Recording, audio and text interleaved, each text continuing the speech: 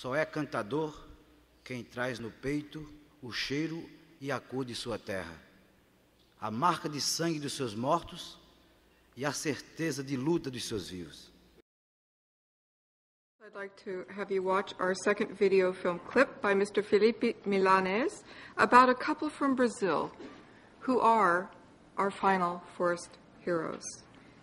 Mr. José Claudio Ribeiro and Ms. Maria do Espírito Santo, I hope I am saying those names correctly, but they are getting a special award following their deaths. Let us watch their story.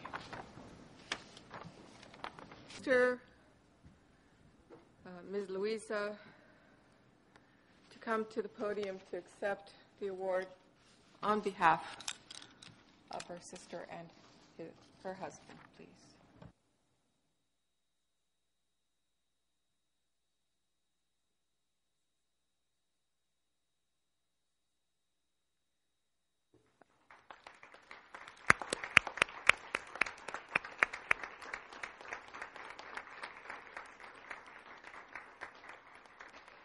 I have notes here that tell much of the story this film already told. These people represent people around the world who have fought as indigenous peoples dependent on forests, as communities dependent on forests, for the trees, for biodiversity, for the water, for the very lives that are represented here, for a balance between the choices being made, for fairness on behalf of the citizens. These two people were willing to risk their lives, their very lives, and they lost them in the year of the International Year of Forests. We can't stand by and have no voice when this happens. I'm going to make a few remarks following this, which, as a former government representative and as one who works with 193 governments now, goes to the difficulty of many governments in dealing with some of these very hard choices to be made in countries. But there is no excuse. There is no excuse for murdering people who try to defend their community, their lives, their neighborhood.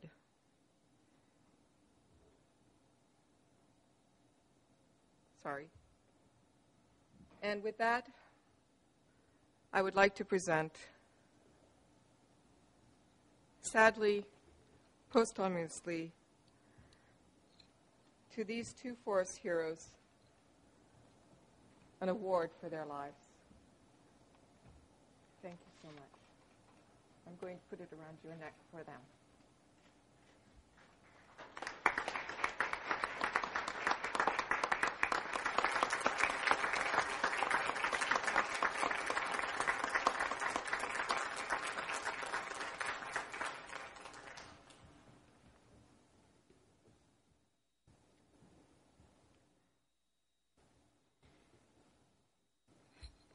Eu estou aqui porque foram assassinados minha irmã Maria do Espírito Santo e o meu cunhado José Cláudio. Isso porque eles defendiam a vida na floresta.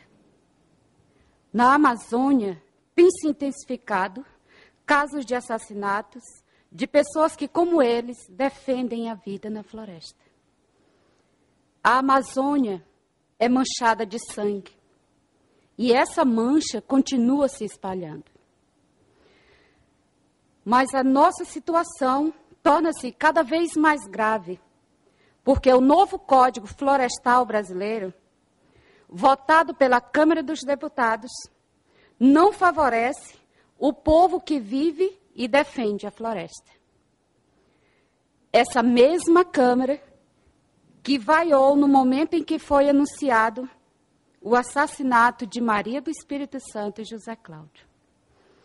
A presidenta Dilma não deve aprovar essa lei, porque abaixo do desmatamento a gente sendo morta.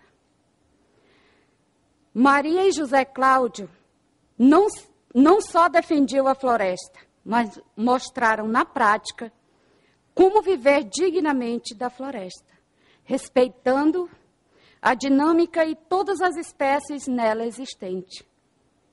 E sobre essa vida na floresta, eles deram exemplos, como na educação, ensinando as crianças de que pode ganhar mais com a floresta do que vendendo ou queimando ela.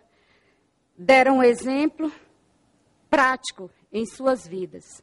Não é uma utopia. O que falta? Falta políticas públicas de apoio para essas pessoas que, como nós, que vive e sabe produzir respeitando a natureza. Isso é rentável, mas falta incentivo para o povo. Incentivo só há para a criação do gado e para a retirada da floresta. E esses grandes projetos para a Amazônia, como as usinas hidrelétricas, lá só deixam o estrago. E o dinheiro vai para as mãos dos poderosos.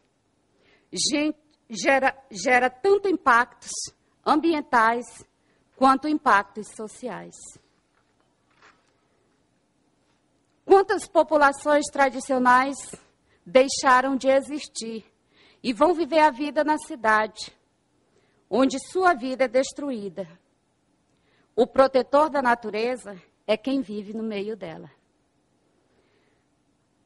A vida das pessoas que vivem na Amazônia precisa ser salva. E a situação é urgente. A vida do castanheiro é a vida da castanha. A floresta amazônica é viva. É viva de gente. A floresta e o povo da floresta estão sendo mortos. Mr. Felipe Milanez will now read her speech in English. Thank you. I'm here because of the murder of my sister Maria do Espírito Santo and my brother-in-law José Cláudio Ribeiro. They were killed because they defended the forest and the life in the forest.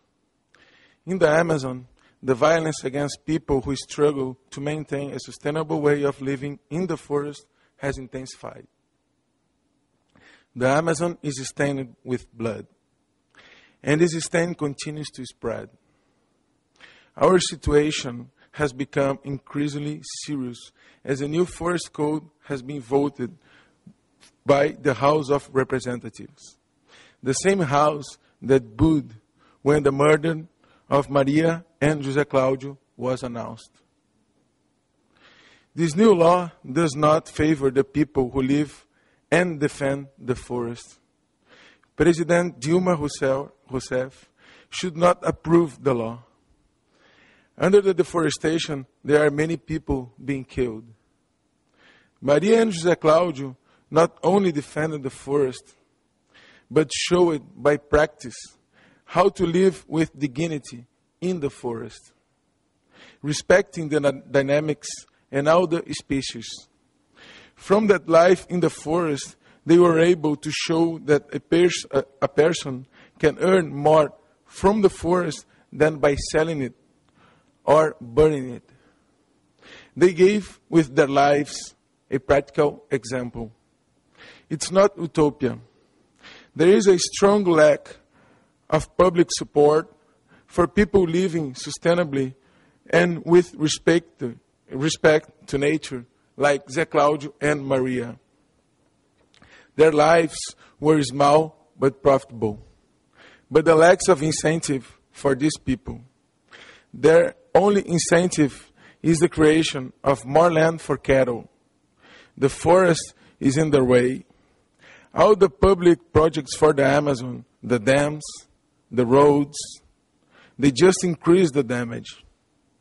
Then the money goes into the hands of the powerful, generating further environmental and social impacts. How many traditional populations will cease to exist? How many will be forced to live life in the city where his life is destroyed.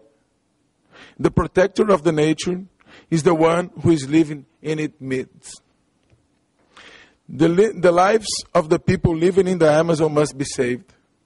And the situation is urgent. The life of the chestnut is the life of the chestnut tree. The Amazon forest is alive with people. But the forest and people of the forest are being murdered.